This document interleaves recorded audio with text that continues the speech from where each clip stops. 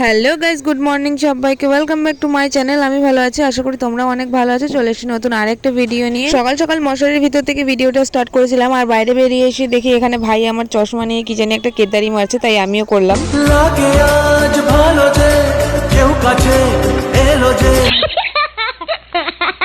যাই হোক, ডান্সটা কেমন হলো সেটা কমেন্টে বলো। আর এখন আমি যাচ্ছি একটু মধুর ডাল আনতে। এটা হচ্ছে মধুর ডাল, যেটা দিয়ে আমি এখন দাঁত মাজবো। আর একটু মোটা হলে ভালো হতো, বাট এটা সরুই পেয়েছি। যারা গ্রামে থাকে তারা এই গাছটাকে ভালো করে চেনে, আর যারা শহরে থাকে তাদের কথা আমি ঠিক বলতে পারছি না। আমি এদিকে ভিডিও বানাচ্ছি আর আমার ভাই এদিকে ভিডিওর মাঝখানে এসে বারবার ব্যাগরা দিয়ে যাচ্ছে। আমি এদিকে ক্যামেরাটাকে সেট করে মধু গাছটাকে ভালো করে ছুলে নিচ্ছিলাম। আর ছোলার পরে ঠিক এরকমই একটা কাঠি টাইপের বেরিয়েছে, যেটা দিয়ে আমি এখন ব্রাশ করব। প্রথমে ডাইরেক্ট দাঁতে দিয়ে দিও না, একটু ধুয়ে ধুয়ে দেওয়ার চেষ্টা করো। যাই হোক, ওটা দিয়ে এখন আমি ভালো করে ব্রাশ করে নিচ্ছি। প্রথমে তো একটু কষ্টা ভাব, সেটাকে একটু চিবিয়ে চিবিয়ে ভালো করে করে নিচ্ছি। মানে কি জানি একটা করে, জানি না এটাকে কি বলে, মানে এটাকে একটুখানি চিবিয়ে চিবিয়ে ব্রাশের মতন করে নিচ্ছিলাম, যাতে দাঁতে একটু খোঁচাটা কম লাগে। যাই হোক, ফ্রেশ হয়ে এসে দেখি ফোনে একটুও চার্জ নেই, তাই এটাকে চার্জে বসিয়ে দিলাম। আসলে ভয়েস দেওয়ার সময় না আমি ভালো ভালো কথাগুলোই ভুলে যাই, যেমনটা ওই ঝগড়ার টাইমে মেন পয়েন্টগুলো ভুলে যাই। তারপরেই দেখলাম বাড়িতে এক ট্রাক্টর মাটি ফেলার আয়োজন করা হয়েছে। কি সুন্দর সেই আয়োজন, কারণ এই মাটিগুলোকে কেটে কেটে আমাদেরকেই ঘরে নিয়ে আসতে হবে। মাটি ফেলতে না ফেলতে এদের উৎপাত শুরু হয়ে গেছে, এরা উঠে এখন লাফালাফি। আর এদিকে দেখো আমার ভাই এখানে কোদাল কোপাচ্ছে, মানে ওর কাজ প্রথম থেকেই শুরু হয়ে গেছে। সবাই প্রায় টুকটাক কাজ করেছে, কিন্তু আমার ভাইটা বয়সের তুলনায় একটু বেশি কাজের ফাঁকে সবাই একটুখানি খাওয়া দাওয়া করে নিচ্ছিল। আর এখানে দেখো আমার ভাই কাজ করতে করতে কেমন ঘাম ঘেমেছে। এখানে আমরা সবাই বসে বসে খাওয়া দাওয়া করছিলাম, আমি, মা আর ভাই।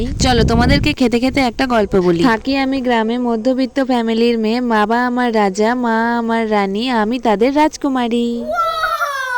মা ওদিকে বাইরের কাজগুলো করছিল, আর আমি এদিকে ঘরে রান্না বান্নার দিকে চলে এসেছিলাম। আর এদিকে দেখো আমার বুনু চিল্লাচ্ছে, চিল্লাতে বারণ করছি তারপরে চিল্লাচ্ছে। ভয়েস যে দেবো একটুখানি, তাতেও আমার শান্তি নাই। যাই হোক, আমি এখানে ভাত বসিয়ে দিয়েছি, আর ভাতের সঙ্গে আমি ডাল আলু সেদ্ধ দিয়ে দিয়েছি। তারপরে আমি ভাতের হাঁড়ি উপর দিয়ে কড়াইতে জল চাপিয়ে দিয়েছি ডাল সম্বার দেওয়ার জন্য। আর এখানে আমি ডালের কৌটোটাকে খুলে নিচ্ছিলাম। এটা ভাতের হাঁড়ির মধ্যে যেহেতু দিয়েছিলাম, তাই এটা প্রচন্ড গরম, হাত দিয়ে খোলা যাচ্ছে, তাই এটাকে হাতার পিঠ দিয়ে পিটিয়ে খুললাম। তারপরে হাতা দিয়েই ভালো করে এটাকে ঘুটে নিলাম। আর এই গরমে রান্নাঘরের ভিতরে থাকা মানে তো আগুনের ভিতরে বসে থাকা, মানে আমাদের মাগুলো যে কিভাবে বসে থাকে। যাই হোক, এখানে আমি এখন ডালটাকে সম্বার দিয়ে নিচ্ছি, ভালো করে টক ডাল রান্না করব। আসলে আমি রান্না বান্না অত ভালো পারি না, তাও মাঝে মাঝে একটুখানি চেষ্টা করি আর কি, মায়ের হেল্প হয়ে যায়। ডালের মধ্যে এখন কাঁচা কয়েক পিস আম দিয়ে দিচ্ছি, যাতে ডালটা একটুখানি টকটক হয় আর খেতেও টেস্টি লাগে। এই গরমের দিনে টক ডাল তো সেরা। আর তারপরে ডিমের কারি করব বলে এখানে ডিমগুলোকে ভেজে রেখে দিয়েছি, আর তারপরে এখানে পেঁয়াজগুলোকে নেড়ে নিচ্ছি। তারপরে যা যা মশলা লাগে সবকিছু কষিয়ে টষিয়ে দিয়ে ভালো করে নেড়ে টেড়ে ডিমের ঝোল তো আমি রেডি করে ফেলেছি, আর একটুখানি ডিম চুরি করে খেয়েও নিয়েছি। আর ভিডিওটা আমি এই অবধি রাখছি, ভালো লাগলে অবশ্যই লাইক কমেন্ট শেয়ার করে দেবে। দেখা হচ্ছে নেক্সট ভিডিওতে। টাটা সবাইকে, সাবস্ক্রাইব।